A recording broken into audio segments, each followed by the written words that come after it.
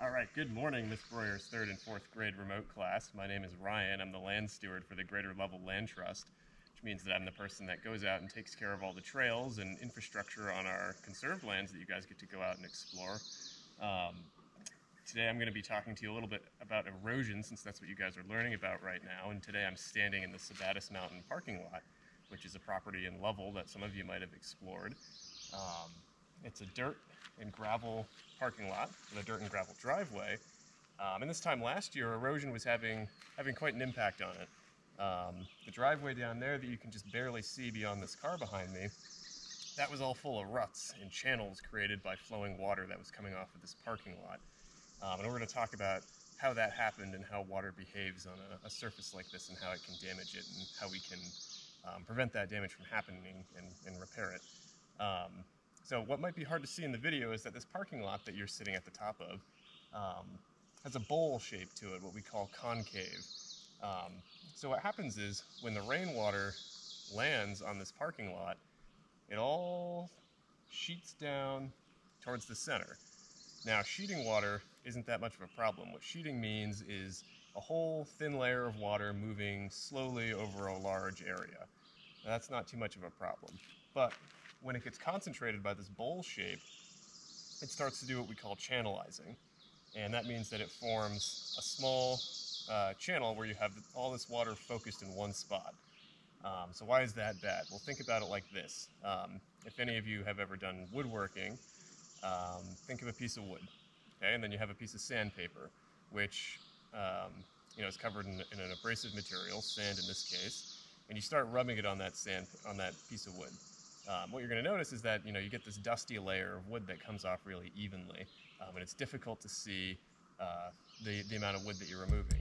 Now think about, instead of using a piece of sandpaper, you take a chisel or a knife and you apply the same amount of force and you drag it along that piece of wood. You're going to dig out a channel or a rut in the wood. And that's the same principle. The same amount of water that's sheeting over this parking lot and just slowly wearing it away is not an issue, but when it channelizes and that same amount of water is focused, all that force is focused on a much smaller area, well then you have accelerated erosion and it creates a channel. And that's what happened down at the end of our driveway here. Now when this parking lot was built, it wasn't bowl-shaped like it is now, but it's been here for decades and decades and decades and has slowly eroded away. And there's only so much we can do about erosion. It's really just inevitable, especially on a surface like this. So that's the problem that we were having here. So how did we fix it? Well, there are a couple of things you can do. One is you can try to maintain the sheet for as long as possible, because sheeting water still erodes, but it erodes very evenly and it erodes very slowly. The second thing you can do is try to control the channelization when it does form. So when you do that, you get to decide where the erosion happens and where the channels are created instead of the water doing that for you. So in our case, it's a little bit of both. Mostly controlling the channels because resurfacing this parking lot would have been too expensive and we didn't have the money for that. So what we decided to do was take the other route of controlling the channels and deciding where they go before they do that themselves.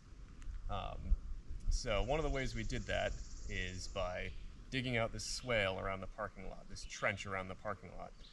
What you can't see is that behind you is the start of the slope of Sabattus Mountain. So you have all this rainwater coming downhill when it rains across the forest floor and also landing on the parking lot. So the rainwater landing on the parking lot combines with the water that comes off the hillside. So in order to reduce the amount of water that's on the parking lot to begin with, we dug this swale around here so the water coming off the hillside lands in this big ditch that goes around the parking lot and runs around the sides of the parking lot down into drainage ditches on the road. Rainwater still lands on the parking lot, obviously, but now that's the only water that's coming out of the parking lot. So we've significantly reduced the amount of water that can form a sheet on the parking lot and wear it away. The second thing we did was we built another swale, which you can see down there at the head of the driveway. And what that does is it handles the water that lands on the parking lot, Now, like I said, the parking lot is still in that slight bowl shape, so the water is still going to channelize a little bit as it sheets down the parking lot. But instead of that water continuing down the driveway and creating its own channels, making it difficult for cars to get in, we've created a swale which is a small berm with a ditch in front of it that collects the water and sends it off into the woods where it doesn't harm our driveway. And then the third thing that we did was create something called a water bar. We did that at the top of our parking lot, and we'll talk about that a little bit more in a minute. So why don't you kill it, and we'll... All right, so we're down here, standing at the top of the driveway. You can see down there is Sabattus Trail Road, and up behind us is the rest of the parking lot. And you were just standing up by that sign there, looking at me. So down off to our side here, we've got an example of the ditch that runs the ring of the parking lot. So this ditch here is probably about 5 feet wide and probably about 2 feet deep. And it runs around pretty much the entire perimeter of the parking lot. So like I mentioned, when we were standing up by the sign at the top of the parking lot, what happens is that water comes off the hillside and comes off of the trail and is sent around the parking lot instead of being allowed to sheet onto it, which greatly reduces the amount of water that's on the parking lot to begin with. And you can see now, our driveway looks great. It's nice and smooth, it's nice and even. But this time last year, like I said, it was full of ruts. There were big exposed rocks in it. It was difficult for cars to get in here. And it was eroding more and more every rainstorm that we got. So to help protect the driveway specifically, you remember I mentioned that the parking lot has still got a bowl shape to it, which is probably a little hard to see on camera.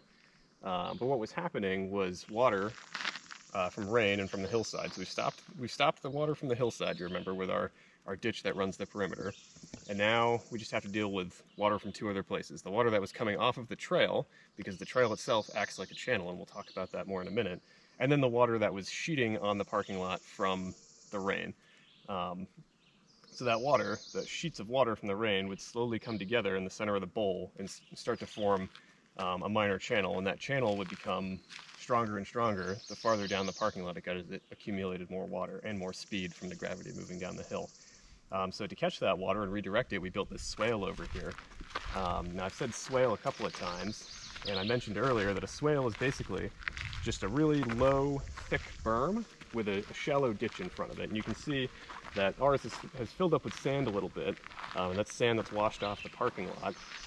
So every once in a while these need to be cleaned out. It's probably about once a year this will need to be cleaned out. The soil will be either moved back onto the parking lot or it'll be added to the swale itself. So this sends water off into the woods, and one thing you might be thinking is, all right, well now we're eroding the woods. Well actually, because the forest floor is full of duff, which is it's the first layer above the soil in the forest floor that consists of leaves and other organic matter that are breaking down from plants. Water percolates, so water moves through that really easily down to the soil. And then in the soil you have these dense root mats from trees and other plants that are growing in the forest, and those roots hold the soil together really well.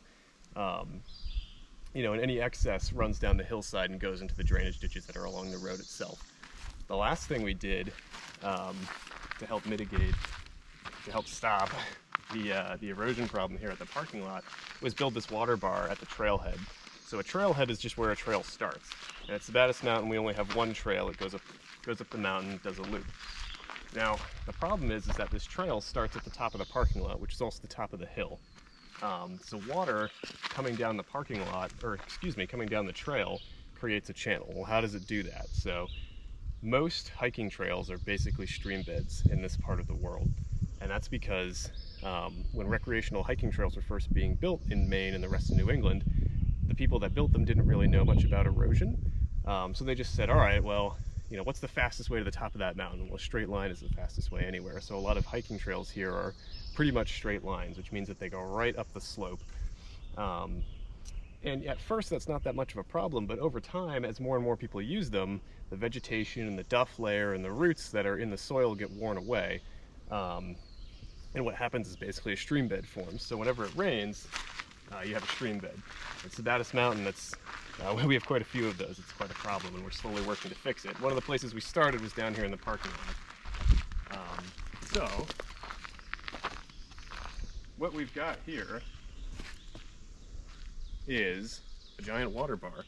And what is a water bar, you ask? Well, a water bar is very similar to a swale, in the sense that it is a low berm that has a small ditch in front of it that catches water and redirects it. Water bars are a little bit different in the sense that they're typically hardened, which means that they're reinforced with something because they take a lot of punishment. Swales generally deal with sheeting water, whereas water bars deal with water that's already channelized. So like I said, our trail is basically one big channel in a lot of places, which means that you have a lot of water moving in a small area quickly. So with a water bar, we have to harden it. So you see up here we have the berm, and in front of it we have all these stones that are set in the ground. Now, stone, being made of mineral, erodes very, very slowly. It still erodes, but it at a much slower rate than just packed soil. So that hardened surface slows the erosion down quite a bit, and it just lengthens the lifespan of the water bar. And this water bar is strategically placed at the trailhead because if you look behind us, we see that the trail resembles a stream bed to a certain extent. So what was happening, we talked about the sheeting water that was coming off of the hillside and the sheeting water that was on the parking lot. Well, what amplified the erosion most was the channelized water that came off the trail. And what was happening is it was coming off the trail and just spilling right out into the bowl of the parking lot and then running down the driveway. So now what we've done is we've got our drainage ditch, right? You can see it from here. But what we also have right in front of the trail is a big reinforced water bar that catches that water, it stops, and it sends it down the swale, down the ditch, excuse me, and off down towards the road.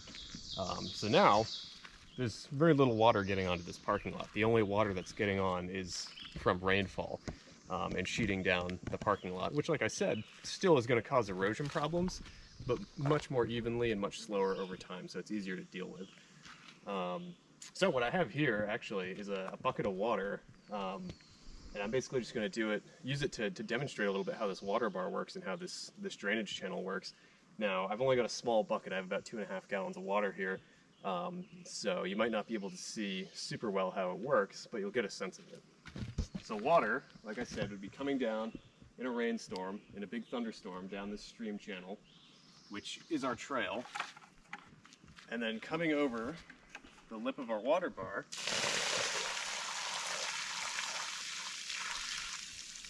and spilling into the water bar. And as it comes into the water bar, a lot of the water meets the hardened rock surface, and because it can't flow through that, and because there's a slight downhill grade to the trench, the water starts to make its way downhill around our parking lot. So, does this totally solve erosion problems? No. Like I said, erosion it's pretty much inescapable, especially for our purposes, where the materials that we're dealing with are gravel and small rocks and just exposed soil. If we were to create a totally hardened surface on our trail here by putting pavement on it, that would save the trail, but then we would have erosion problems elsewhere because the rainwater that's landing on that pavement, some of it would soak into the soil if it were there, but if we paved over it, none of it would, and it would all flow off of the pavement, and we would have erosion problems on the sides of our trail then. So ultimately, it's a never-ending process. We're going to have to maintain this. This water bar, like I said, just like our swale, has to get cleaned out probably about once a year. It has to get repaired because the soil that holds it together eventually erodes away slowly. The name of the game here is slowing down erosion and manipulating it. So the two options that I talked about that we deal with working with gravel parking lots and trails of either keeping water in a sheet or controlling the channelization, we've used both methods here. So here, on the water bar, we're controlling channelization by creating a channel down a course that we've determined that's not going to damage our parking lot or our trail, and sending that water elsewhere. And then where we can't do that, on the surface of the parking lot, we're keeping the water in a sheet, but we've reduced the size of the sheet. So those are the two ways that we, at the Greater Lovell Land Trust, deal with erosion mostly, is we control the sheeting water, that water that's spread out and moving over a slow, wide area, or we manipulate the channels, that water that has joined forces and come together and focused a lot of force in a small area and is moving very quickly. So we're back down here by the water bar, and we're focusing on this because this is a really useful tool for controlling erosion and redirecting channelized water. So we talked about water sheeting off the side of the mountain, But you might not have a mountainside in your front yard, right? Most of us don't. I don't. Something you might encounter that's a bit more relatable is a rooftop, so it's a similar thing. Now, a lot of people, when they have to control erosion that's coming off of a rooftop, the water will sheet down the roof. It's not channelizing, but then all that water stops at the end of the roof and drips down, and it creates a channel below it, right in front of your house, under the roof overhang.